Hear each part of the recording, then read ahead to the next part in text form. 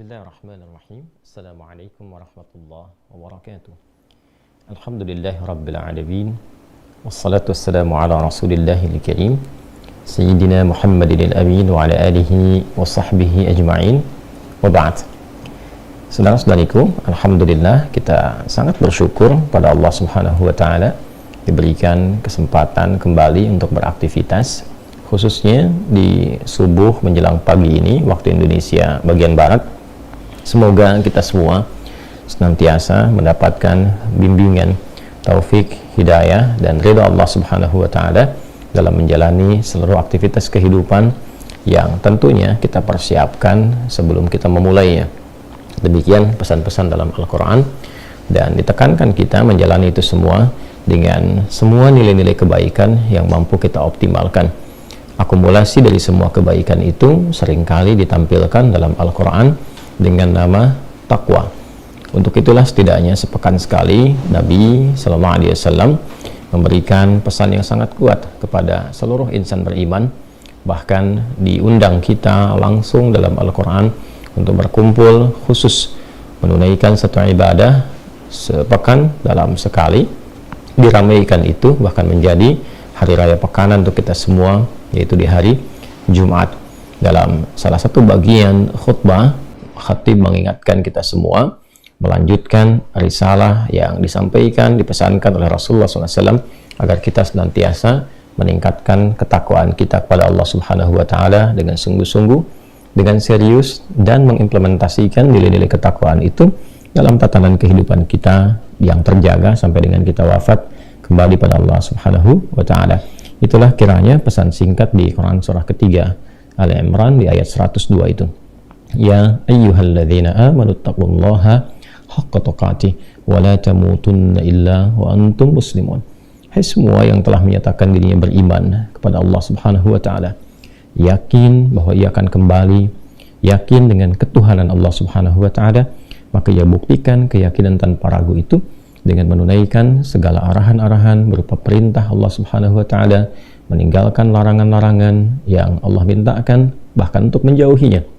Maka semua itu disebut dengan takwa. Tingkatkanlah takwa kalian kepada Allah dengan cara yang benar, dengan sungguh-sungguh, dengan serius.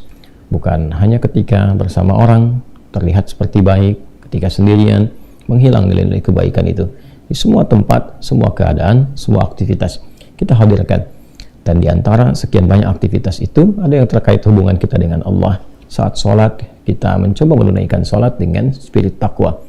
Sholat dengan pakaian yang baik, sholat dengan niat yang baik, sholat dengan khusyuk yang baik. Itu bagian sifat takwa yang melekat pada ibadah ritual. Demikianlah disebut orang-orang takwa misalnya di Al-Baqarah ayat kedua sampai dengan ayat 3 yang mengimplementasikan takwanya dengan meningkatkan iman dan menyempurnakan sholatnya. Dzalikal kitabu la raiba fi hudal lil muttaqin alladzina yu'minuna bil ghaibi wa yuqimunas shalah. Orang-orang takwa al-muttaqin di sana adalah orang yang senantiasa meningkatkan keimanannya kepada Allah dan dia mengimplementasikan nilai-nilai keimanan itu dengan menyempurnakan sholatnya. Demikian pula dalam kehidupan kita saat berinteraksi dengan lingkungan, dengan manusia, bahkan hewan dan tumbuhan. Ada nilai-nilai takwa yang diminta oleh Al-Quran untuk dipraktekkan. Kita ambil contoh Quran surah ke-49 misalnya, Al-Hujurat di ayat ke-13 itu. Ya ayyuhan nasu inna khalaqnakum min dzakarin wa untha wa ja'alnakum syu'uban wa qabaila lita'arafu inna akramakum 'indallahi atqakum. Hai semua manusia, dengan keagunganku kuciptakan kalian itu dari lelaki ada perempuan, lalu kemudian menyebar berbeda-beda tempat, beda-beda berdomisili dari RT RW yang berbeda, kecamatan, kabupaten, bahkan sampai ke level negara. Bahkan waqabail, sukunya pun satu tempat mungkin boleh jadi berbeda. Satu provinsi, beda kabupaten, beda suku.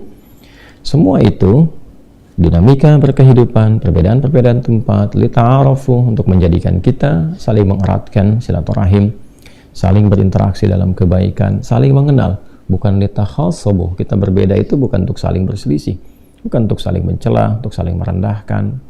Karena keragaman yang ada itu sesungguhnya adalah jalan menuju kesatuan, jalan untuk menampilkan keindahan. Bayangkan kalau semua sama, tidak ada keragaman, tak ada keindahan. Kita melihat ikan saja berbeda-beda, warnanya berbeda, ada keindahan yang kita rasakan.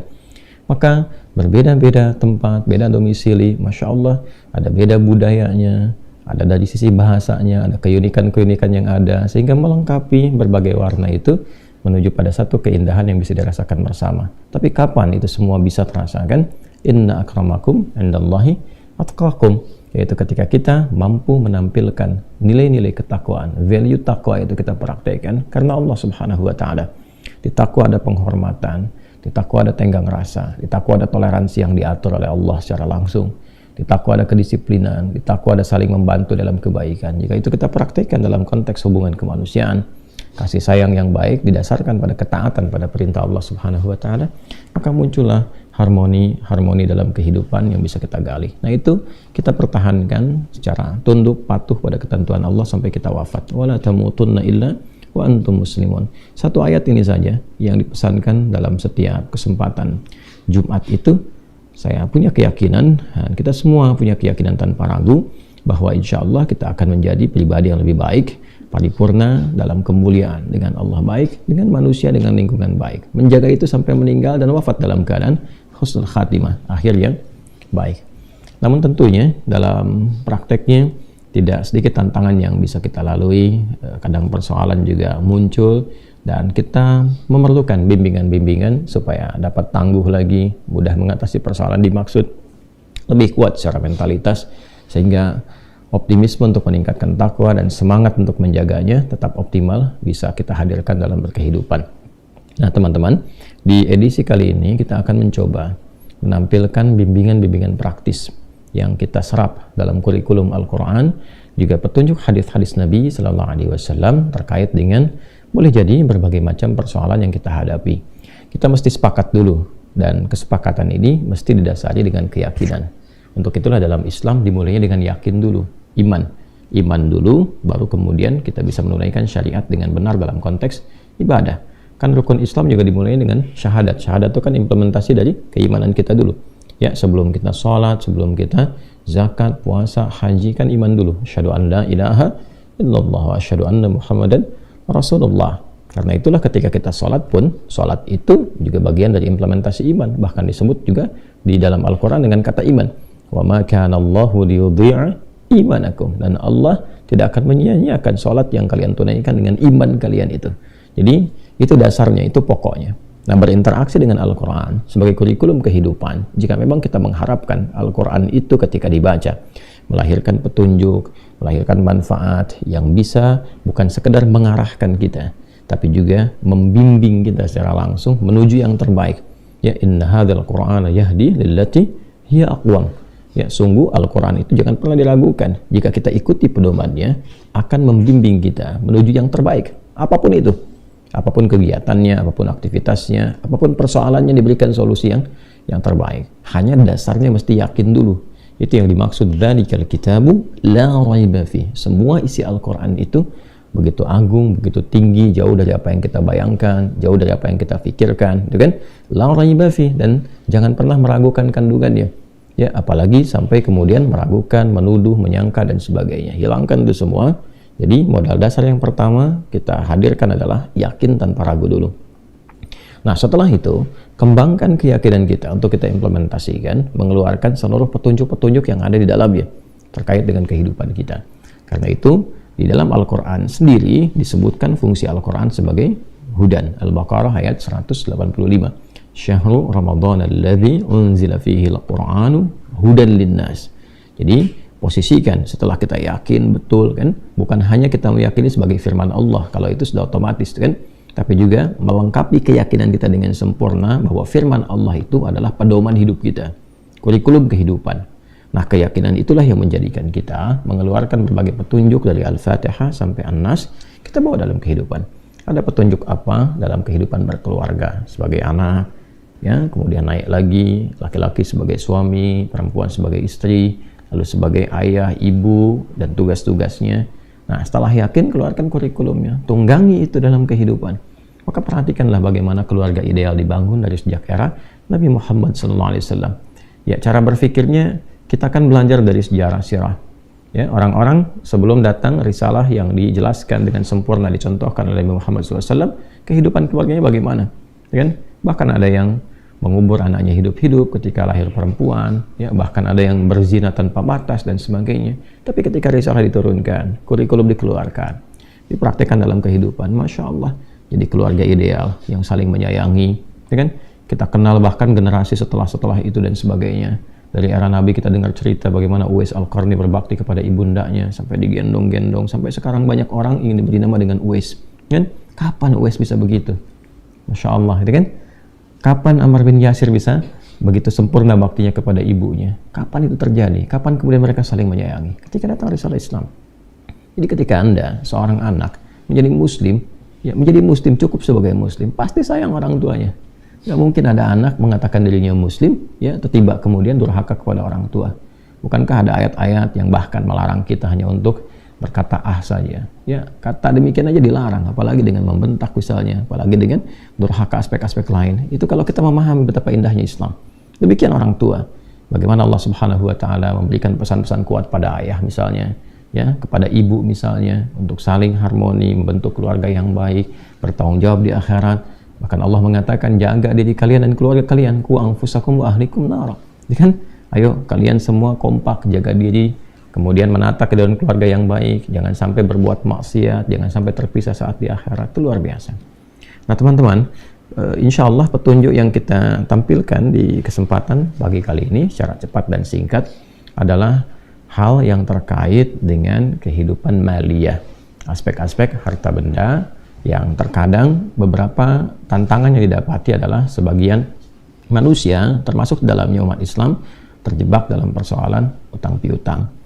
Dasar dari pembahasan ini seringkali ada pertanyaan, yang kadang di dalam pertanyaan itu juga ada permintaan, bahkan tidak sedikit yang tuntutan. Ya, seringkali juga kurang menempat gitu ya. Teman-teman, bersyukur kita pada Allah Subhanahu wa taala, saling share, ya kan? Saling bisa memberikan solusi dalam arti mengarahkan dan sebagainya, tapi juga harus menempatkan. Ya, tidak sedikit yang berkirim surat, ya, persoalannya masalah-masalah utang piutang, tapi juga tidak sedikit yang meminta kami untuk melunasi utang, ya. Kadang-kadang bagaimana cara berpikirnya itu, ya. Ya, kita berdoa kebaikan kepada Allah. Cuma saya kan bukan orang-orang yang mendedikasikan hidupnya untuk harta gitu ya. Kita kan untuk mengajar. Karena itu kita berikan panduan-panduannya. Nanti di akhir juga kita bisa rumuskan bagaimana konsep ikhtiar dan sebagainya yang bisa didapatkan. Tapi sekali lagi kita coba hadirkan petunjuknya dulu, setelah itu mungkin kita ikhtiarkan. Mudah-mudahan Allah Subhanahu wa taala dengan ikhtiar dan keikhlasan yang kita lakukan bisa memudahkan jalan hidup kita, termasuk juga mengentaskan persoalan-persoalan terkait dengan harta benda, khususnya utang piutang. Petunjuk dalam Al-Quran tentang pengentasan utang piutang. Baik, bismillahirrahmanirrahim. Teman-teman, tidak ada satupun persoalan dalam kehidupan yang tidak kita dapati solusinya. Dan betapa berbahagia kita, betapa indahnya Islam, tidak ada satupun persoalan dalam kehidupan kecuali dihadirkan solusi dan jawabannya. Bahkan itu dimulai sejak Nabi SAW diberikan risalah pertama yang berkelanjutan, sempurna isinya, dan dipraktekkan melintasi zaman. Semuanya sesuai dengan keadaan kita. Dan Masya Allah itu menunjukkan kebenaran risalah Islam. Bukan kreasi Nabi, bukan karang-karang Nabi, tapi memang hadir dari petunjuk Allah Subhanahu wa taala yang mengetahui seluruh kehidupan kita. Nah, terkait dengan utang piutang yang kiranya ada kesulitan-kesulitan tertentu dari sebagian orang untuk bisa mengatasi itu semua, maka kita akan hadirkan beberapa doa-doa yang mengoneksikan kita dengan Allah Subhanahu wa taala yang kemudian kita implementasikan dalam konteks kehidupan kita. Nah, sekarang kita akan masuk kepada zikirnya saja, zikir pengentas utangnya dalam Al-Quran, juga dalam hadis seperti apa. Adapun bab-bab yang kenapa mesti berutang, kenapa begini, kenapa begitu, kita simpan dulu saja ya di pembahasan yang lain, karena nanti ada aspek-aspek juga yang mesti kita gali dalam beberapa hal. Ya, ada proses utang piutang yang dipraktikkan oleh Nabi juga di saat beliau berkehidupan, ya kan? Tapi juga itu diizinkan oleh Allah Subhanahu wa taala untuk memberi contoh kepada kita kapan harus berutang, kalaupun itu mesti dilakukan. Ya, bagaimana cara menutupnya? Ketika ada kesulitan, bagaimana cara memohonnya?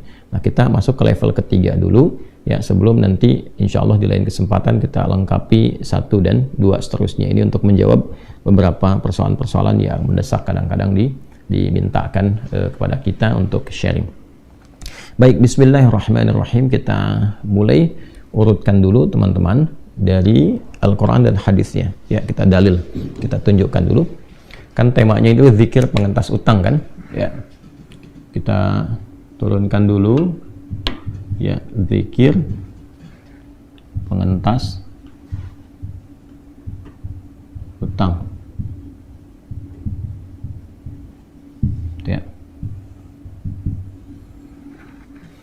Nah, sebelum ke sini pengentas hutang, ya, penghilang, gitu kan? Kemudian juga solusi untuk bisa baik itu melunasi, menyelesaikan dan sebagainya. Saya ingin fokuskan Anda kepada kata zikir dulu ini. Ini diksi yang seringkali ditampilkan oleh para ulama yang memang mengambil dari pengajaran Al-Quran secara langsung dan mencantumkan kata zikir itu sendiri. Ya, teman-teman, dari situ nanti kan kita tahu ada zikir pagi dan petang, gitu kan? Dan isinya kan doa-doa kan? Ya. Nah, zikir itu, zikir dari kata zakara asalnya, zal, kaf dan ra, ya. Zakara, kemudian sifatnya yang kita praktekkan, ya, menjadi sifat keterangan yang melekat dipraktekkan disebut dengan zikir, ya. Zakara yadhkuru zikran, ya. Ini secara bahasa singkatnya seringkali diartikan dengan ingat, ya. Hal dzakarta syai'a, apakah kamu ingat, ya, tentang sesuatu itu? Ini. Kalau kita gali lebih dalam, sesungguhnya kata dzakara itu adalah proses mengoneksikan diri kita, ya, dengan objek tertentu. Ya, kita ingin mengoneksikan, menyambungkan misalnya keadaan diri kita, ya, dengan objek tertentu, apakah itu terkait dengan aspek ketuhanan pada khususnya misalnya, ingin mengoneksikan diri kita dengan Allah Subhanahu wa taala. Kita sebagai hamba, Allah sebagai Tuhan yang hak misalnya. Ya kan? Maka dalam bahasa Arab, bahkan dalam Al-Qur'an, konektivitas itu disebut dengan zikir. Makanya kenapa disebut dengan ingat? Karena saat ingat kita terkoneksi kan? Ya kan? Ketika teman-teman ingat kejadian di masa lalu, kita terkoneksi dengan keadaan itu kan? Begitu terkoneksi, maka hadirlah kemudian beberapa gambaran-gambaran dalam diri kita yang membimbing kita untuk bersikap. Ya, antum siapa ya? Oh, ingat nggak? Kemarin kan kita pernah bertemu.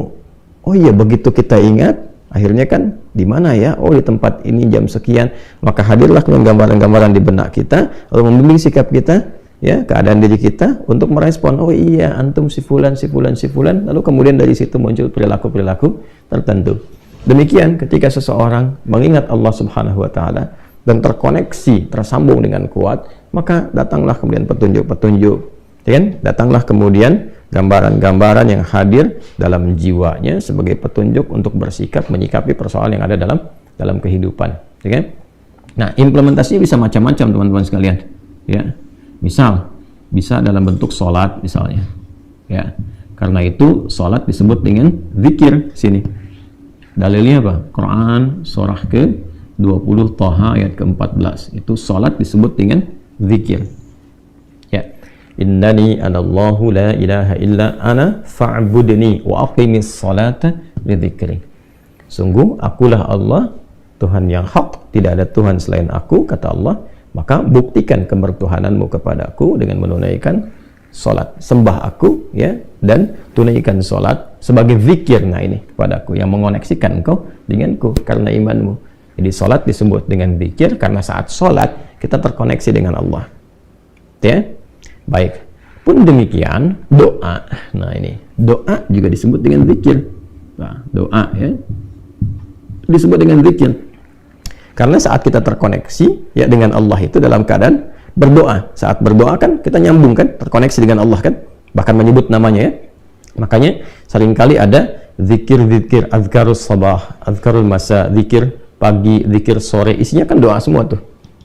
Ya, kenapa? doa disebut dengan zikir karena seseorang saat sedang berdoa, dia mengoneksikan dirinya dengan Allah Subhanahu wa Ta'ala. Karena itu dalam Al-Quran, di surah ke-7 khususnya, Al-A'raf, di ayat ke-205, itu doa disebut dengan zikir. وَاذْكُرْ رَبَّكَ فِي نَفْسِكَ تَضَرُّعًا وَخِيفَةً وَدُونَ الْجَهْرِ مِنَ الْقَوْلِ. Maka berdoalah, minta, berzikirlah dalam hatimu yang paling dalam. Maksudnya apa? Minta dengan segenap hati, dengan khusyuk. Ya, silahkan disuarakan, minta, tapi tidak harus suara yang berteriak kencang, karena kata Nabi, Tuhanmu itu kan maha mendengar, tidak tuli. Maksudnya silahkan memohon, ya, dengan suara yang bisa diresapi oleh hati, itu maksudnya. Bukan tidak bersuara, ya, dengan bersuara, mengeluarkan suara yang diresapi oleh hati. Ya, kalau suara kencang kan hati juga meresapnya kan turun. Ya, antara lisan dengan hati kan selalu begitu.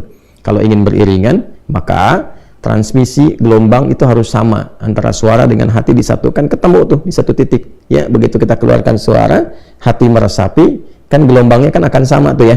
Ya, nggak terlalu kencang, nggak juga terlalu rendah gitu, akan ketemu di satu titik. Nah, itu yang dimaksud di ayat ini. Ya, poinnya adalah silahkan berdoa, koneksikan dirimu dengan Allah. Jadi kalau berdoa itu upayakan terkoneksi, bukan cuma sekedar menyebut. Ya, Alhamdulillahilladzi ahyana ba'da ma amatana wa ilaihin nusyur. Doa habis bangun tidur kan? Bangun tidur berdoa. Bukan cuma di lisan, karena doa itu disebut dengan zikir. Ya, jadi upayakan yang dibaca itu terkoneksi, terhubung kepada Allah. Bagaimana bisa terhubung? Kalau imannya jalan, kalau hatinya meresapi itu. Makanya ketika kita berdoa, usahakan itu dalam keadaan sadar. Ya, sadar, jangan dulu sambil ngantuk begini. Nah, kesadaran itu didorong oleh kehusyuan dalam hati. Itu yang dimaksud zikir. Ya, wadhkur rabbaka fi nafsika tadarruan wa khifatan wa dunal jahri minal qaul. Ini gambarannya, teman-teman sekalian.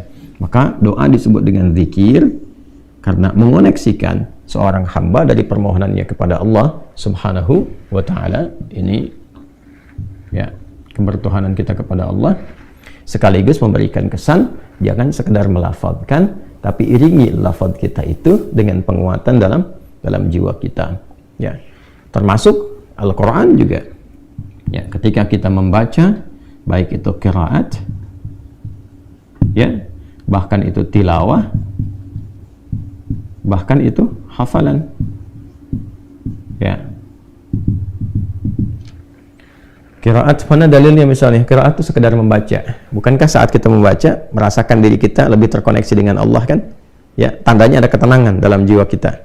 Sehingga konektivitas kepada Allahnya lebih kuat. Ya, apa dalilnya? Quran dalam konteks bacaan disebut dengan zikir. Quran surah ke-15, Al-Hijr. Quran surah ke-15, ayat ke-9. Inna nahnu nazzalna dzikra wa inna lahu lahafizun. Kan? Kami, kata Allah, dengan keagunganku yang menurunkan Al-Quran kepadamu. Kami di situ ta'zimun nafsi li ta'zimi sya'ni, dengan segala keagunganku, kan? Ya, diturunkan Al-Quran sebagai sesuatu yang dahsyat, istimewa, agung. Ya. Kemudian apa fungsinya? Ya, Quran itu sebagai zikir, nazzalna dzikra yang mengoneksikan engkau dengan Allah. Jadi kalau kita ingin terkoneksi dengan Allah, mendapatkan petunjuknya, gali banyak Al-Quran. Cara menggalinya bagaimana? Bisa baca dulu. Kalau nggak bisa baca, bagaimana mendapatkan petunjuknya? Setelah itu, nah ini dia. Setelah bisa baca, kemudian secara tematik kita keluarkan apa yang kita butuhkan dari Al-Quran. Ya, solusi apa? Apakah sedang sakit, bagaimana minta kesembuhan? Apakah sedang dilihat tentang piutang seperti bab kita, bagaimana cara mengeluarkan ayatnya? Apakah sedang ada kesulitan tertentu dalam pekerjaan, kehidupan rumah tangga, apa ayatnya? Babnya sudah ketilawah. Karena itu saat tilawah, ya, tuliyat itu kan, dibacakan, dipahami, didengarkan, ya, kemudian itu disebut juga dengan zikir. Ya, dari mana taunya misalnya? Ya, kita lihat di Quran surah ketiga Ali Imran misalnya di ayat 191. Tuh. Alladzina yadhkuruna Allaha qiyaman wa qu'udan wa 'ala junubihim wa yatafakkaruna fi khalqis samawati wal ard. Ya, ulul albab itu siapa ulul albab? Orang yang paham sesuatu pada intinya. Dari mana bisa paham? Karena dia terkoneksi dengan Allah. Dia sering tilawah, sering berpikir, merenungkan sesuatu, meriset, membawa petunjuknya. Karena itu ketika dia meriset, terkoneksi dirinya dengan Allah. Ya, minta petunjuk, bertambah keimanan. Nah, tentang penambahan imannya terkait dengan tilawah itu ada di Quran surah ke-8 misalnya ayat kedua. dibuka dengan iman, diakhiri dengan tilawah. Innamal mu'minuna alladzina idza dzukirallah wajilat qulubuhum wa idza tuliyat tilawah alaihim ayatuhu zadathum imana wa ala rabbihim yatawakkalun. Jadi orang beriman tuh, insan beriman tuh ukurannya kalau disebutkan nama Allah ada konektivitas.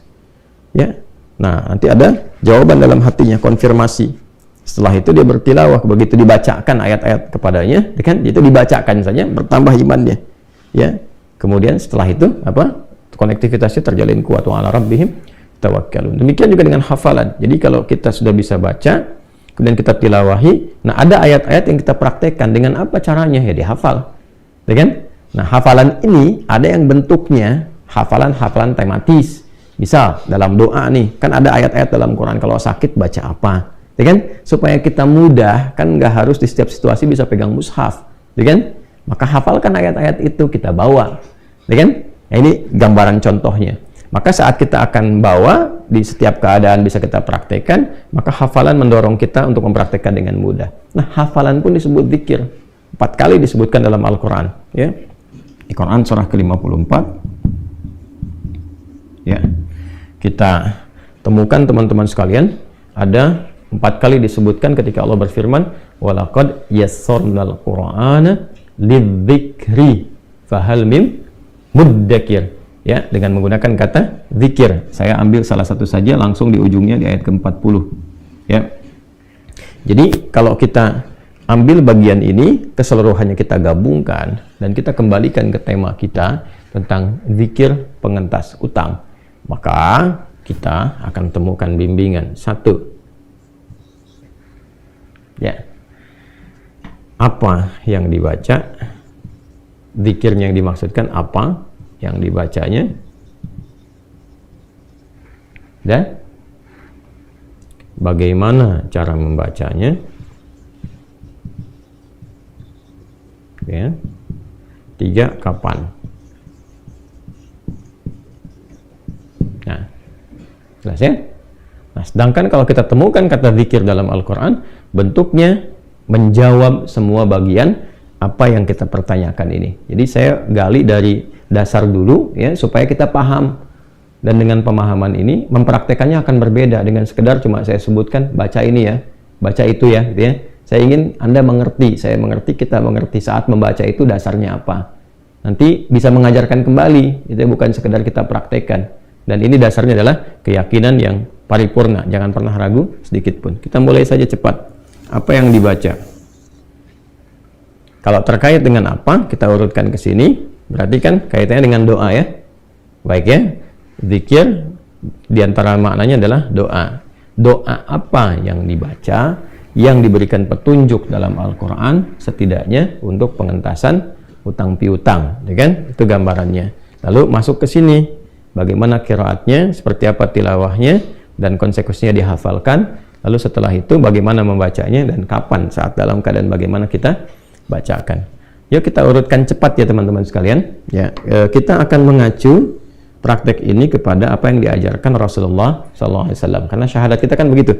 Asyhadu an la ilaha illallah, kebertuhanan kita kepada Allah, wa asyhadu anna Muhammadan Rasulullah. Cara kita bertuhan, cara bertuhan kan mempraktikkan ibadahnya termasuk doanya adalah berdasarkan petunjuk Rasulullah SAW. Jadi kalau kita kaitan dengan Allah kita ambil dari Al-Quran, kaitan dengan Rasulullah kita ambil dari hadis. Prakteknya disebut apa? Sunnah. Jadi jalan yang kita ikutinya dalam praktek kesemuanya itu disebut dengan sunnah. Baik teman-teman, kita akan coba urutkan dulu ayat-ayatnya ya. Quran surah ke-71, surat Nuh ya. Saya kasih kurung untuk memperjelas surat Nuh. Jadi kalau nanti ada kekeliruan teman-teman bisa langsung luruskan ya. Ayat 10 sampai dengan ayat 12. Sudah? Nah, pelan-pelan. Di halaman 570 sampai 571 ya, kalau saya tidak keliru, dari kiri bawah sampai buka lagi ke atas satu tuh. Kemudian lanjut, Quran surah ketiga, Ali Imran.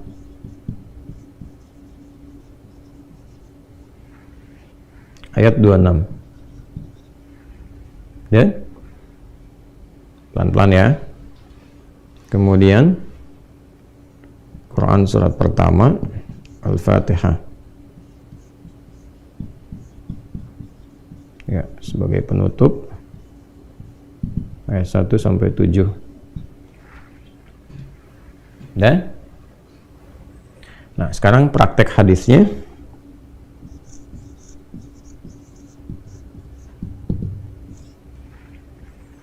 Hadis diriwayatkan oleh Anas bin Malik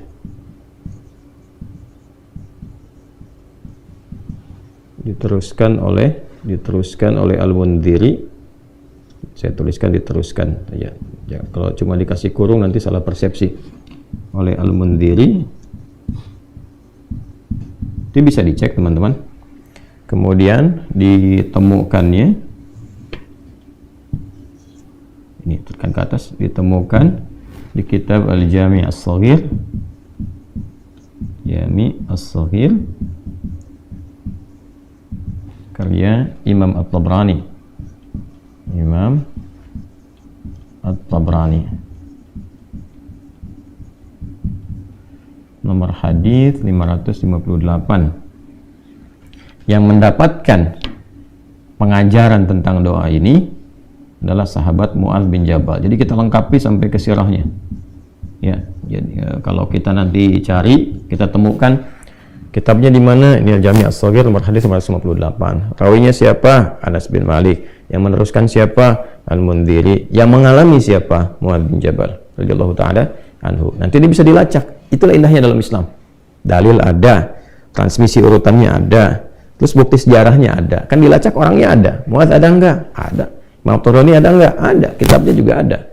Al-Mundhiri ada enggak? Ada. Anas bin Malik ada. Di sirah bisa dilacak. Kejadiannya bisa ditemukan. Kapan, dalam keadaan apa, seperti apa. Itu indahnya dalam Islam. Ini enggak ada satupun persoalan. Kecuali ketika dijawab itu, sanadnya tersambung semua. Itu prakteknya ada. Dan ini bukan rekayasa gitu. Itu indahnya dalam Islam, itu komplit semuanya. Ya.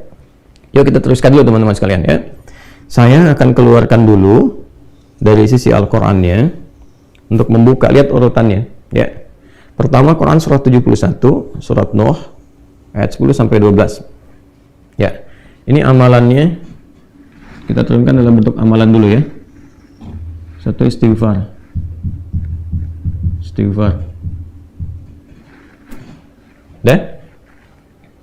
Tas ya. Dalilnya apa? Ini Quran surah Nuh surat 71 ayat 10 sampai 12. Faqul tustaghfiru rabbakum innahu kana ghaffara yursilis samaa'a 'alaikum midrara wa yumdidkum bi amwalin wa banina. Ya kan? Nah, ini dia poinnya. Wa yumdidkum bi amwalin, dan melapangkan urusan hartamu. Ya. Di ayat yang ke-12, koneksinya ayat 10, terus intinya di ayat ke-12-nya. Faqul tustaghfiru rabbakum, maka aku, ya kan, mengatakan, ini lisan Nabi Nuh yang disampaikan oleh Al-Quran, bagaimana Nabi Nuh mengajak umatnya untuk memperbaiki diri, mengoneksikan kembali diri mereka kepada Allah, bertobat, ya, memperbanyak istighfar karena salahnya banyak. Nah, kemudian apa manfaat dari istighfar itu? Maka hal-hal yang terkait dengan kesulitan hidup kita, baik terkorelasi dengan alam misalnya, ya, ini kaitan dengan hujan, yang ayat 11-nya. Hujan misalnya belum turun, kemarau dan sebagainya. Boleh jadi ada keadaan yang tidak terkait dengan alam saja. Alam kan yang menundukkan Allah. Coba dicek. Boleh jadi mungkin ada perilaku masyarakatnya yang tidak Allah sukai, sehingga tertahanlah kemudian ya rizki dalam bentuk hujan itu dan tidak mengalir, sehingga diminta hamba itu terkoneksi kembali dengan Allah. Makanya kan ada salat istisqa kan, salat meminta hujan kan. Salat itu apa? Mengoneksikan kita dengan Allah. Dan diawali dengan apa semua itu? Dengan istighfar, dengan taubat dulu. Mungkin ada yang salah kan, yang Allah tidak sukai. Ada dosa-dosa kumulatif tuh kan, nanti ujiannya tuh pelan-pelan tuh. Alam tuh kalau bergerak itu kan nggak mungkin bisa bergerak kecuali atas izin siapa? Ya, izin pemiliknya, izin yang punya, yang mengaturnya. Kan Rabbul Alamin itu yang merawat, mengatur. Alhamdulillahi Rabbil Alamin, kita bersyukur dengan menjaga alam dan sebagainya. Ketika manusia berbuat kerusakan, kan, maka Allah berkehendak supaya kembali dijaga lagi. Ada banjir, ada hujan, likuifasi, macam-macam. Itu kalau kita urutkan tuh, bukan hanya persoalan alam saja, ada tangan-tangan manusia berperan di situ yang merusak, sehingga alam menyeimbangkan kembali. Nah, keseimbangan itu kan hukum Allah, Allah yang mengatur. Ya, bagaimana cara menyeimbangkannya tuh? Nah, dalam konteks ini istighfar, mengoneksikan diri kita kepada Allah itu insya Allah dengan izin Allah Subhanahu wa Ta'ala melapangkan keadaan-keadaan termasuk terkait dengan kemarau berkepanjangan, ya, belum turunnya hujan. Nanti cara prakteknya bisa dengan memperbanyak, bisa dibawa dalam salat, ya kan? Nah, ini poin pertama, kan dalam salat kita istighfar juga kan? Ya, subhanakallahumma rabbana bihamdika Allahumma ighfirli. Dalam duduk di antara sujud, rabbi ighfirli, ya kan? Warhamni wajburni dan seterusnya. Itu yang dibawa dalam praktek sholat. Bacaannya sudah ada, contohnya sudah ada. Kalau tidak di dalam sholat, ya kita perbanyak istighfar yang bisa kita lakukan. Astaghfirullahaladzim, astaghfirullahaladzim, astaghfirullahaladzim. Kalau mau kita bawa dengan suasana kita yang mungkin banyak karena salah melangkah, ya, terjebak dengan riba, karena salah bertindak, hanya ingin flexing, ya, kemudian tiba-tiba pinjam ini, pinjam itu, utang sana, utang itu, ya kan? Akhirnya terjebak dan sebagainya. Salah tuh istighfar. Astaghfirullahaladzim. Karena merasa salah, bisa kita lengkapi. Astaghfirullahaladzim alladzi la ilaha illa huwal hayyul qayyum wa atubu ilaih. Ya kan? Astaghfirullahaladzim alladzi la ilaha illa huwal hayyul qayyum wa atubu ilaih. Maka apa korelasi istighfar itu? Ya, terkait dengan persoalan harta benda, sehingga kita mendapatkan kelapangan untuk bisa mengentaskan persoalan tentang piutang. Ayat 12-nya, wa yumdidkum bi amwalin. Maka Allah akan melapangkan kepada kalian bi amwalin, ya, dengan harta benda yang melimpah. Itu kelapangan harta. Kelapangan harta. Jelas ya? Ini dalilnya. Jadi dari ayat 10 sampai ke ayat 12. Bahkan itu bisa terus ke aset. Ya, kan seterusnya kan wajannati dan kebun-kebun, aset-aset dan sebagainya. Artinya, bahkan dari keadaan terpuruk pun, kalau Anda benar ada kesadaran dalam diri untuk merubah pola hidup, lebih dekat dengan Allah, itu bukan cuma lunas, diganti oleh Allah dengan kelapangan yang lebih baik, yang membuat Anda nyaman dalam beribadah. Nah, cuma sekali lagi, cara prakteknya nanti dikembalikan ke sini, ke zikir. Ya, kan ini ke bagaimana nih, setelah apa yang dibaca, bagaimana cara bacanya. Bukan sekedar baca, mesti ada ketulusan, kesadaran. Karena kan ketika bicara bagaimana, disebutnya zikir, bukan cuma doa, zikir. Ya, karena itu ketika mulai beristighfar, dilakukan dengan benar-benar, dengan niat yang tulus. Ini, dengan niat yang tulus, dengan ikhlas. Maaf ya, bukan cuma di lisan. Astagfirullah, astagfirullah, astagfirullah, astagfirullahaladzim, alladzi la ilaha illa huwal hayyul qayyum wa atubu ilaih. Enggak. Rasakan segenap jiwa. Ya, apa yang salah selama ini, kan taubat itu kembali pada jalan yang baik, yang Allah sukai. Ada jalan yang salah ditempuh, pengen kembali, akui salah, sesali, minta ampun kepada Allah, ini salah ya Allah, gitu kan. Taubat dulu. Ya, taubat itu kan membuka sekat ya. Kalau saya kasih logika sederhana itu, saya kan sering gambarkan kalau ada, mohon maaf ya, gelas misalnya, saya tidak pandai menggambar dan seterusnya. Ini ada bejana tertentu kan. Nah, ini kan kalau kosong dimasuki apa saja bisa masuk. Tapi kalau disekat nih, ditutup, ya gelas ada penutupnya. Kan mau masukin apa juga nggak bisa, mental lagi, mental. Nah, orang-orang yang belum mendapatkan pengabulan dari Allah itu karena boleh jadi belum dapat itu karena mungkin tidak dikabulkannya itu bukan karena nggak dikabul, karena ada sekat ini. Jadi begitu Allah kabulkan misalnya itu mental lagi, hukumnya begitu, karena ada penutup. Nah, ini sekat ini maksiat namanya. Ya, maksiat yang dimaksud dalam hadis itu kan, ketika Nabi menyebutkan seseorang kan, ya, thumma dzakara rajula, mengisahkan seorang lelaki yuqilus safara asy'atha aghbara. Masih ingat hadis itu? Ya, yang penuh dengan debu, gitu kan, berjalan panjang, yamudu yadayhi ilas sama, bermohon kepada Allah, gitu kan, ya, dengan mengangkat tangannya, fayaqulu ya Rabb, dia berkata ya Allah, ya Rabb, yang merawatku, yang memenuhi segala kebutuhan. Ya, apa respon Nabi setelah itu? Anna yustajabu lidzalik, atau kama qala Rasulullah SAW, bagaimana bisa dijawab? Kenapa? Karena mat'amuhu haram, mashrabu haram, walbasu haram, wa ghudhiya bi haram. Makanannya haram, minumannya haram, pakaiannya haram, dan perangkat hidupnya haram. Yang haram ini menutup tuh, jadi begitu dikabulkan akan dijawab bental balik. Nah, cara membuka ini, menghilangkan ini semua sekatnya, itu dengan istighfar. Faqul tastaghfiru rabbakum innahu kana ghaffara. Jadi kita penuh harap kepada Allah untuk dibersihkan dulu, niatnya bagus, tuh kan? Ya, sampai kita mendapat di kalimat yursilis samaa 'alaikum midrara wa yumdidkum bi amwalin. Ya, mendapatkan kelapangan. Nah, sebelum kelapangan itu, apa dulu yang didapatkan? Nanti ada kenyamanan dalam hati. Begitu air mata mengalir, sadar, lapang hati, ada ketulusan. Nah, ketulusan ini nanti disertai kesiapan ya, dan kekuatan untuk menjalani petunjuk yang Allah berikan. Nih kerja ini seperti ini ikhtiarnya. Tuh, jadi nggak ada nawar-nawar lagi, dilakukan aja gitu. Ya, itu Masya Allah. Kalau benar kita bisa atasi demikian, menghadirkan kelapangan dalam hati, ketulusan dalam bertobat dan sebagainya, itu insya Allah nggak lama jalannya. Bimbingan itu ada. Sampai Anda merasakan nikmatnya, Masya Allah, bisnis tanpa utang, yang tadinya seringkali terjebak dalam leasing yang nggak bisa bayar, ini yang bunga yang terus berbunga lagi. Tiba-tiba begitu selesai, Anda bisnis tanpa utang, nyamannya luar biasa, enak. Ya, nggak ada dikejar-kejar yang bikin gelisah, tuntutan begini, begitu. Sekalipun mesti ada utang-utang kecil, cash flow-nya bisa diseimbangkan, tapi jalannya syar'i, indahnya luar biasa ini. Ya, dimulai dari sini dulu. Ya, nah sekali lagi, ini gambaran dasarnya teman-teman sekalian. Ya, kemudian setelah itu, setelah istighfar, kita mohonkan, kita mintakan, dan terasa ke dalam jiwa itu. Ya, ini gambarannya, apa yang dibaca, bagaimana cara baca. Teruskan lagi, masuk ke sini. Quran Surah Ali Imran, Quran Surah ketiga, ayat ke-26. Saya ulangi ya, Quran Surah ketiga, ayat 26. Coba lihat ya, sebelah kanan tuh di pertengahan. Ya'udzubillahi minasyaitonir rajim, bismillahirrahmanirrahim.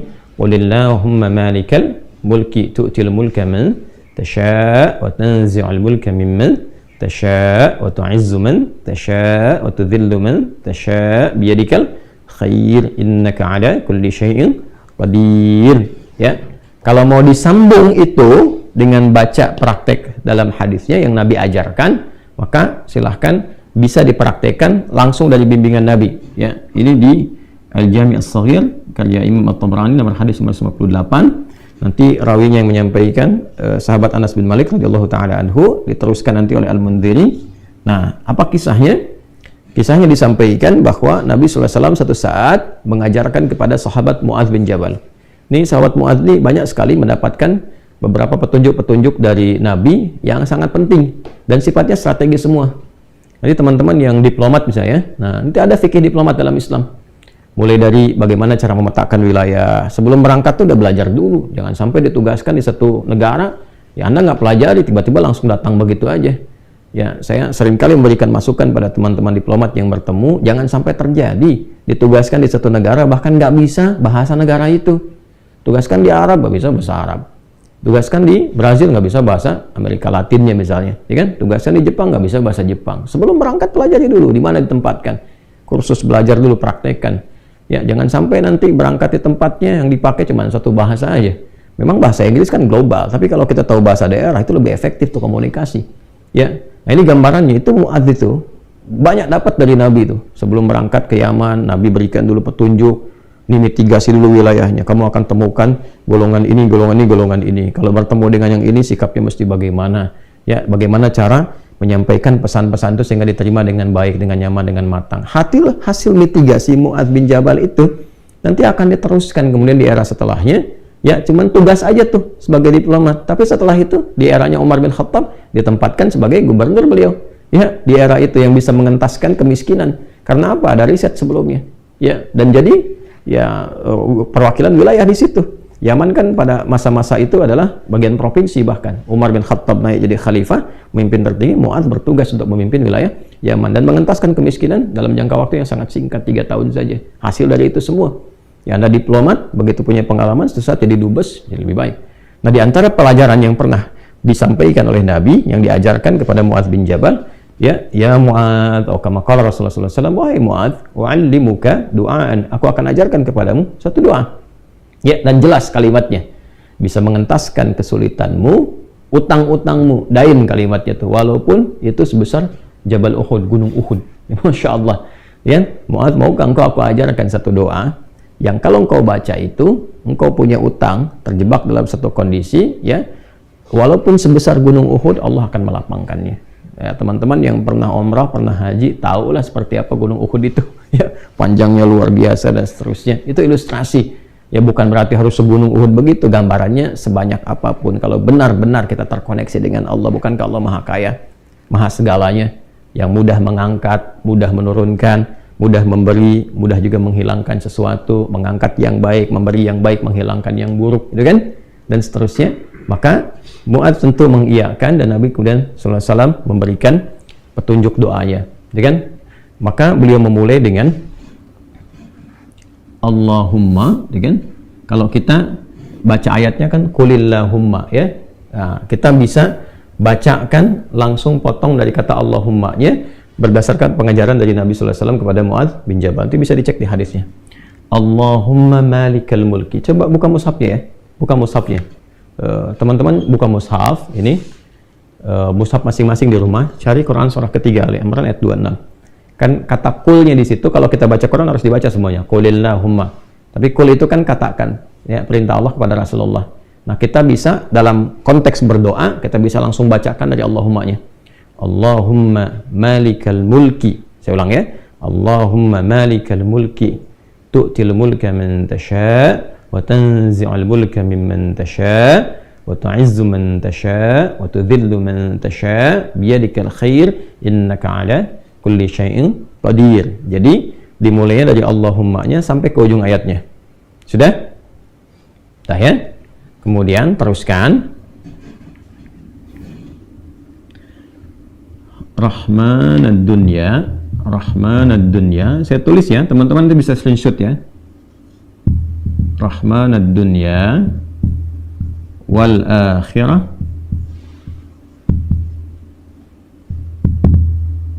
Rahmanad dunya wal akhirah wa rahimahuma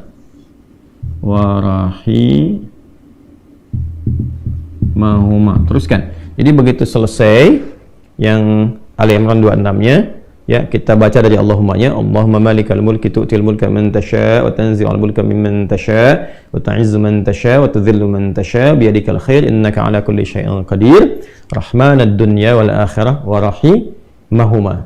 Jelas ya? Tu'ti hima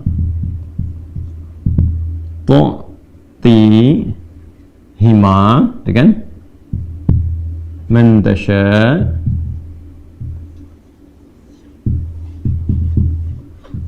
dah? Wa tamna'u minhuma man tasha'.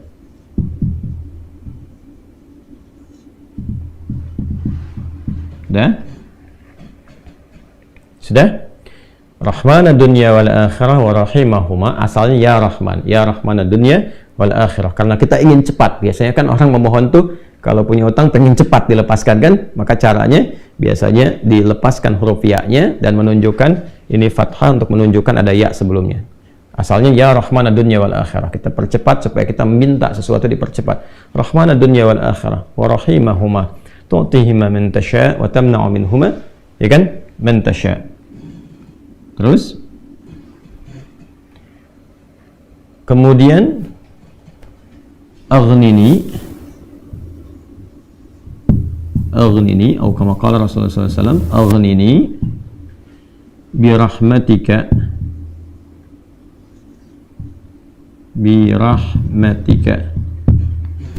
Sudah?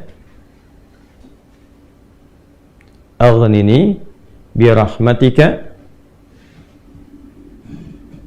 Nih yang saya garis bawahi. Sudah? An rahmatin man siwak. Atau kama qala Rasulullah sallallahu alaihi wasallam.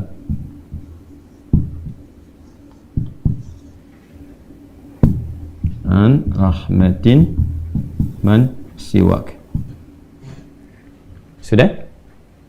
Ini poinnya di sini yang saya garis bawahi. Allahumma malikal mulki tu'til mulka man tasha'. Ya Allah yang menggenggam segenap kekuasaan, Engkau memberikan kekuasaan pada siapa yang Engkau kehendaki. Wa tanzi'ul mulka mimman tasha', dan juga mencabut, mengambil kekuasaan dari siapa yang Engkau kehendaki. Wa tu'izzu man tasha', Engkau mengagungkan, mengangkat siapa yang Engkau kehendaki. Wa tudhillu man tasha', dan Engkau bahkan merendahkan di antara makhlukmu yang Engkau kehendaki sesuai dengan hukum-hukummu. Biyadikal khair, segala ketetapan kebaikan dan segala kemuliaan ada dalam ketetapanmu. Innaka 'ala kulli syai'in qadir, hanya Engkau yang paling kuasa untuk menetapkan segala hal. Rahmanad dunya wal akhirah, ya Allah yang maha pengasih, yang sempurna kasihnya dalam urusan dunia dan akhirat.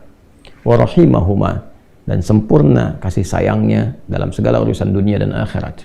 Tutihi man tasya, engkau memberi siapapun baik di langit ataupun di bumi kepada siapa yang engkau kehendaki. Wa tamna'u minhum man tasya, engkau pun bisa mencegah apapun terjadi bagi siapapun makhlukmu di langit ataupun di bumi. Jadi kita mengambil dua hal nih, yang baik Allah kasih, dari yang buruk-buruk dicegah, gitu kan? Kemudian ini yang paling indah, aghnini bi rahmatika, ya Allah lapangkan aku. Aghni itu dari kata ghina, aghna yughni, aghni asal katanya dari kata ghina, sesuatu yang lapang dari segi harta, kayakan. Kadang diambil majas untuk mengayakkan hati. Di sini maksudnya ke materi. Kayakan aku ya Allah, berikan aku kecukupan yang melapangkan aku, ya kan, dari urusan-urusanku. Maksudnya ini terkait hutang. Bi rahmatika, dengan rahmatmu. Ya ini bahasanya indah sekali, ini balaghahnya tinggi banget ya. Ya kalau kita ambil ke bahasa kita kan begini.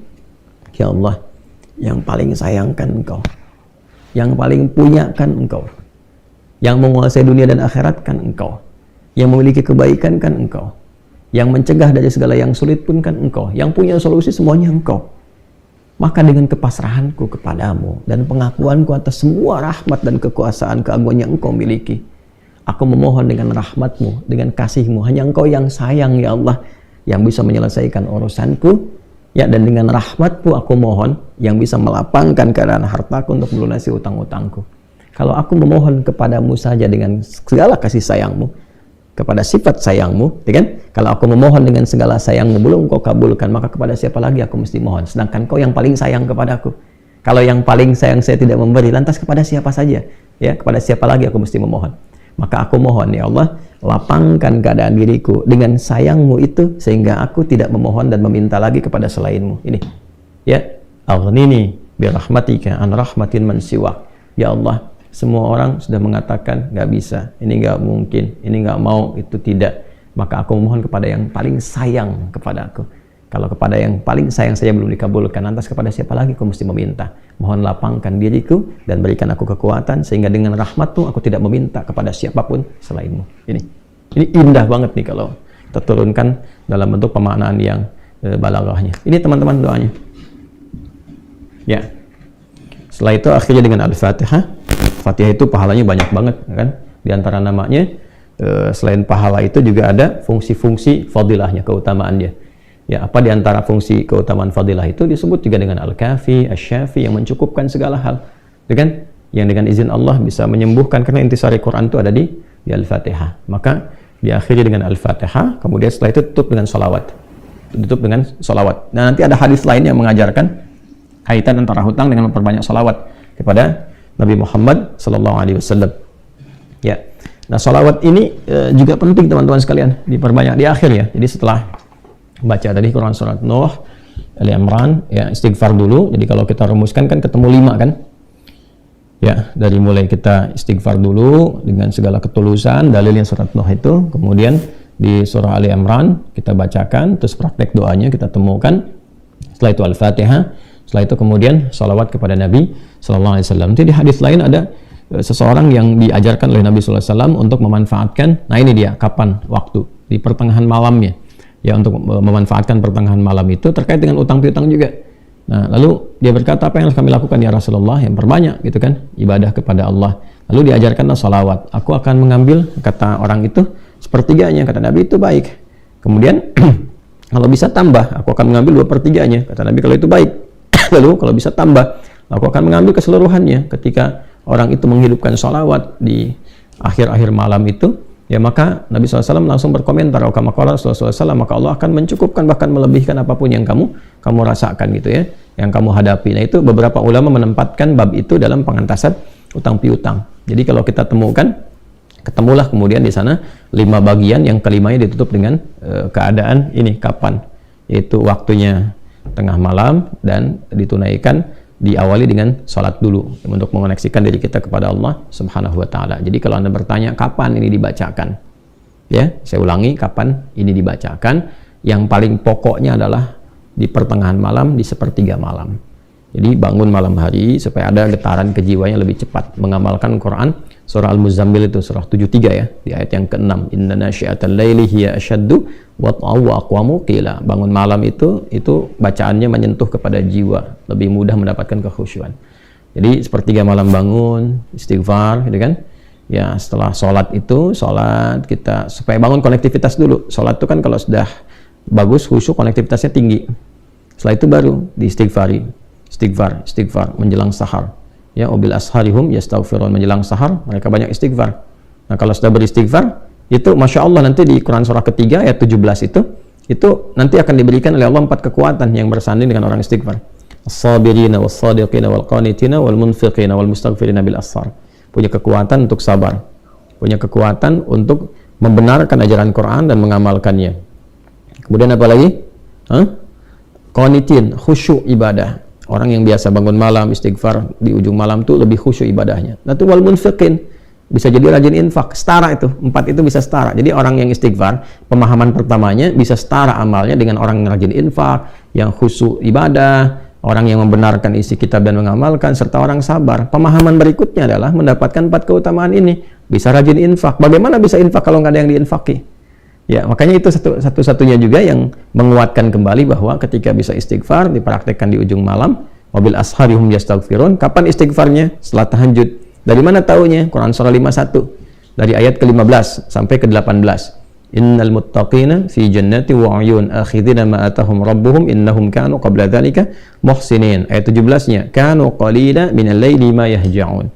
Kan mereka itu orang-orang yang sedikit tidurnya, maksudnya menghidupkan malam, rajin tahajud. Setelah itu apa? Wabil asharihum yastaghfirun. Menjelang waktu sahar, sepertiga malam ke waktu sahar, ya, dekat-dekat ke fajar dia banyak istighfar. Nah, saat istighfar itulah dia dapatkan sampai hatinya khusyuk, baru bacakan ini. Ya Allahumma malikal mulki tu'til mulka man tasha' wa tanzi'ul mulka mimman tasha' wa tu'izzu man tasha' wa tudhillu man tasha' bi yadikal khair innaka 'ala kulli syai'in qadir arhamanud dunya wal akhirah. Itu tulisan ke sana. Wa rahimahuma tu'tihuma man tasha' wa tamna'u minhum man tasha'. Kemudian teruskan langsung ke bawah. Aghnini bi rahmatika an rahmati man siwak. Minta kepada Allah. Ya, setelah itu boleh sertakan kemudian bahasa-bahasa kita minta. Terus baca Al-Fatihah, tutup dengan salawat kepada Rasulullah sallallahu alaihi wasallam. Ya, itu dibiasakan. Nah, sampai mendapatkan kekuatan, tapi bukan berarti tidak berikhtiar. Setelah itu ikhtiar tetap. Ya, tetap berikhtiar. Ya, bagaimana cara berikhtiarnya? Ya, itu bisa kita bekerja dengan baik. Kalau nggak ada modal sama sekali, misalnya kita berikhtiar dulu dengan amal kebaikan. Datang ke masjid, berusaha rapi-rapi, gitu kan? Kemudian kita lihat ke DKM-nya, misalnya mengajukan dulu permintaan, nggak usah banyak-banyak minjamnya, minjamlah misalnya 100.000, 200.000 atau 500.000. Kemudian setelah itu cari peluang-peluang, misalnya di majelis-majelis ilmu kan banyak orang belajar itu, ya belilah modal tertentu, beli makanan atau minuman, terus kontak ke DKM-nya, sampaikan, ya, supaya nanti ada sinergi antara jamaah dengan yang dagang, bicara dengan baik-baik sehingga nanti diumumkan, ustadznya juga menyampaikan, berikan kelapangan kepada teman-teman yang sedang misalnya mencari rezeki berjualan, dapat dari situ, tambahkan lagi berdoa. Bisa jadi tiba-tiba Allah berkehendak menggerakkan orang-orang tertentu yang baik dan sebagainya, ya kan? Jadi bukan datang ke ustadz untuk melunasi utangnya. Saya lihat beberapa teman-teman tuh kalau minta, saya terjebak riba gini, gimana solusinya? Mau minjam, mau minta dilunasin. Teman-teman saya itu udah tugasnya ngajar. Kalau antum tanya doang saya jawab, tapi ya, kalau urusan dunia carilah gitu kan, terkait dengan dunianya. Bisa antum ke Basnas, bisa ke bagian DKM masjid, bisa ke teman-teman pengusaha yang muslim yang baik-baik ya. Kalau saya kan ngajar gitu. Ya, kalau ada alhamdulillah, kalau ada itu kan ya. Tapi kalau yang sifatnya terkait dengan bimbingan itu lebih utama. Itu lebih utama. Nah, ini yang kira-kira bisa kita pelajari, silahkan diintisarikan ya oleh teman-teman semua, diintisarikan, dikeluarkan, dituliskan. Nah, jadi apa yang kita pelajari, keluarkan dulu tuh dalilnya apa saja, tuliskan, nanti jadi satu bagian hizb ya yang tersusun. Nah, itu yang kita bacakan nanti, istighfar, ya kan? Bangun dulu malam, bangun malam sepertiga ya, sekarang mungkin setengah 3, jam 3 lah, ya kan? Nah, kalau nggak terbiasa tahajud panjang, nggak usah dipaksakan banyak-banyak, 2 rakaat dulu, witirnya 1. Kalau belum khusyuk, jangan dulu witir, misalnya tambah 2 rakaat lagi. Setelah itu witir, setelah itu istighfar. Istighfarnya yang betul, dari hati yang paling dalam. Ya, melebihi cinta lah. Oh, cinta pada manusia aja bisa sambil bermohon-mohon. Cinta kepada Allah masa nggak lebih daripada itu? Harus lebih. Ya, setelah itu teman-teman teruskan ke Ali Imran tadi, akhirnya dengan Al-Fatihah, kemudian sempurnakan dengan salawat pada Rasulullah SAW. Ya, setelah itu ya silahkan sholat subuh berikhtiar yang baik-baik seperti itu ya, berikhtiar dengan baik, nanti Allah akan lapangkan. Ya boleh jadi nggak harus langsung dipraktekkan besoknya langsung dapat, nggak begitu. Ya kan yang dituntut tuh kedekatan kita dengan Allahnya. Kadang diuji dulu, coba sehari, 2 hari, sepekan, sebulan, supaya dituntut benar-benar serius sampai kita lapang dan ada tawakal. Tawakal itu kepasrahan paripurna setelah berikhtiar. Ya itu kalau sudah di titik itu, Allahu Akbar, Allah datangkan tuh, jalankan dan sebagainya. Kan yang mengatur Allah juga, ya kan? Nah perilakunya perbaiki juga, ya perilaku kita perbaiki dulu. Saya kira itu yang kita bisa uraikan di pertemuan kali ini untuk dibahas. Mudah-mudahan bisa disusun dengan cara yang baik. Teman-teman izin untuk menguatkan informasi bahwa insya Allah di pekan depan mungkin akan ada kajian khusus di Mira itu untuk kelas profesi. Jadi mohon dilengkapi data-data yang sudah ada. Insya Allah dalam waktu yang tidak lama, insya Allah pekan depan lah saya siapkan dia, sedang mencari tempat yang sesuai dulu karena kajiannya tidak berlangsung di masjid karena ini kan kelas khusus, kelas terkurikulumkan gitu, terkurikulum supaya bisa spesifik belajarnya.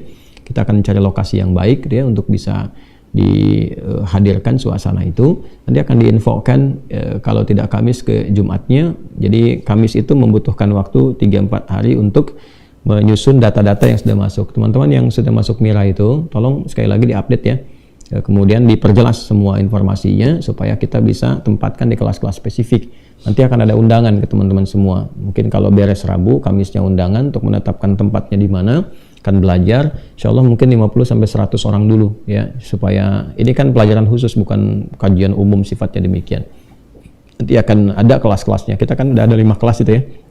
Ada kelas pengusaha, kelas bisnis, kelas kedokteran kesehatan, ada kelas pelajar, kelas ilmuwan, dan ada kelas ibu rumah tangga kan. Nanti ada kelas-kelas yang lainnya juga kita runtutkan dan jumlahnya cukup banyak. Insya Allah kalau pesantrennya sudah jadi itu cukup menampung banyak dan di situ ada juga asramanya sebelum dipakai sama santri yang formal. Saya ingin teman-teman merasakan dulu hasil wakaf kita semua ya, sehingga kita insya Allah juga merasakan apa yang kita bangun bersama dan kita niatkan sebagai wakaf lillahi ta'ala, sebagai ibadah pada Allah subhanahu wa ta'ala. Insya Allah direncanakan, mudah-mudahan dananya tercukupi, kita September itu bisa sudah banyak yang diselesaikan, tinggal masjid mungkin ke akhir tahun karena masjid detailnya itu cukup kompleks ya, karena yang kita ingin tunjukkan adalah bagaimana memuliakan ibadah di dalam masjid sehingga masjidnya dibikin nyaman dan syiarnya lebih baik, tapi terjaga, bukan dimewah-mewahkan tapi nggak ada isinya, tidak ya. Jadi kita lengkapi, teman-teman masih terbuka silahkan ya, ada peluang-peluang yang sangat baik. Mudah-mudahan BSI-nya sudah jalan, sudah bisa masuk ke rekening yang sama, Bank Syariah Indonesia, nomor rekening 111 ya, kemudian 4444 142, satunya 3 kali, 4-nya 4 kali, 142 atas nama Ma'had Islam Rafi'ah Akhyar ya, dipersilahkan. Mudah-mudahan kita dengan segala niat baik itu bisa sempurna, selesai maksudnya, dan dengan itu kita bisa isi ya, insya Allah. Kemarin etikaf sebagian saya coba undang juga, diantaranya khususnya murid-murid yang bisa menikmati sebagian dari masjid yang area dalamnya yang kita sekat dulu supaya jariahnya berjalan selama Ramadan. Alhamdulillah bisa merasakan kenyamanan dan saya berharap nanti kalau asrama selesai, kelasnya juga udah bagus, jadi bisa nginap di sana. Ya, teman-teman bisa nginap, kemudian juga bisa belajarnya di kelasnya, ibadahnya di masjidnya, sehingga semua terasa dan nggak ada biaya, gratis. Kita bangun sama-sama kok. Ya, kecuali teman-teman untuk makan saja, untuk nyuci silahkan gitu kan, bisa bawa makanan sendiri boleh. Kalau mau sama-sama misalnya di situ cari menu ditetapkan bersama ya silahkan, nanti keluar biaya sekian untuk makannya, untuk laundrynya berdasarkan pengetahuan teman-teman juga, karena saya nggak biasa mengajar dengan bayar narik ini itu, nggak, itu sesuatu yang sangat kami jauhkan. Yang berbeda dengan persoalan teman-teman mau infak untuk pesantren, untuk itu hal yang lain gitu kan. Tapi untuk belajar sama sekali saya tidak pernah menyampaikan yang terkait dengan minta sesuatu, apalagi naudzubillah min dzalik, tarif dan sebagainya, tidak. Semoga Allah jaga dari hal-hal yang demikian. Terima kasih teman-teman, semoga Allah muliakan kita. Dan yang terakhir saya ingatkan, insya Allah mungkin belum muncul flyernya, tapi ini sangat terbatas sekali. Kita akan ada program umrah ya di akhir tahun, di Desember ke Januari, mengambil akhir tahun. Dan itu akan dimulai pendidikannya. Jadi ada pendidikan, belajar formal dari mulai Juni-Juli. Jadi daftarnya dari sekarang sampai ke Juni. Dan itu belajarnya bukan hanya sirah, nanti terkait juga dengan hafalan Quran. Jadi ini program khusus Hamalatul Quran. Hamalatul Quran itu mencetak para ahli Quran yang disiapkan melalui program umrah. Nanti di sana setorannya di Masjidil Haram, Masjid Nabawi, insya Allah. Mudah-mudahan nanti ada salah satu imam di Masjidil Haram juga yang bisa menyertai, baik itu takrim untuk haflahnya di sana ataupun juga untuk bisa menerima setoran yang kira-kira bisa mewakili untuk kita semuanya. Nanti kita siapkan di akhir tahun. Jadi pendidikannya selama 6 bulan, menghafal Quran selama 6 bulan, belajar sirah, nyampe sana kita belajar napak tilas kehidupan Nabi, sekaligus juga mempraktekkan dan menyetorkan hafalan Quran kita yang insya Allah takrimnya salah satunya akan dimuliakan melalui masyayikh ya, kalau bukan nanti imam, salah satu imam Masjidil Haram atau masyayikh yang ada di Haram. Saya sudah berkomunikasi, alhamdulillah, di kemarin saya ke sana dari mulai Madinah, diterima di alhamdulillah di ruang imam Masjid Nabawi, kepala kantornya menerima kami. Saya juga alhamdulillah bisa ketemu dengan Syekh Ali Hudzaify, kemudian melihat imam-imam setoran. Itu setoran dulu tuh sebelum, masya Allah, sebelum mereka memimpin sholat setoran, saya alhamdulillah diundang masuk situ, lalu diberi akses khusus untuk juga menyalami di makam Nabi SAW menjelang ke Isya. Alhamdulillah dikasih akses, yang lain diberhentikan, kita diminta di depan, bukan masuk ke dalam depan, tapi terbatas sekali, hanya kami saja, saya dengan 2 pengawal pendamping. Kemudian setelah itu dibawa akses ke Raudhah, sholat di belakang imamnya, dan kita tahu perjalanan di mana mayit yang mau disolatkan itu letaknya di mana dan sebagainya. Demikian di Masjidil Haram juga alhamdulillah kita diberikan akses juga ya ke Masjidil Haram, ketemu baik di perpustakaan ke atas, kemudian dengan pengelola, kemudian juga dengan mantan Amir Direktur untuk Kuliatul Haram. Jadi di Masjidil Haram itu ada satu pendidikan selevel S1 namanya Kuliatul Haram. Jadi kuliah di dalam Masjidil Haram. Beberapa masyayikh juga. Nah, kita alhamdulillah jadiin kerjasama juga.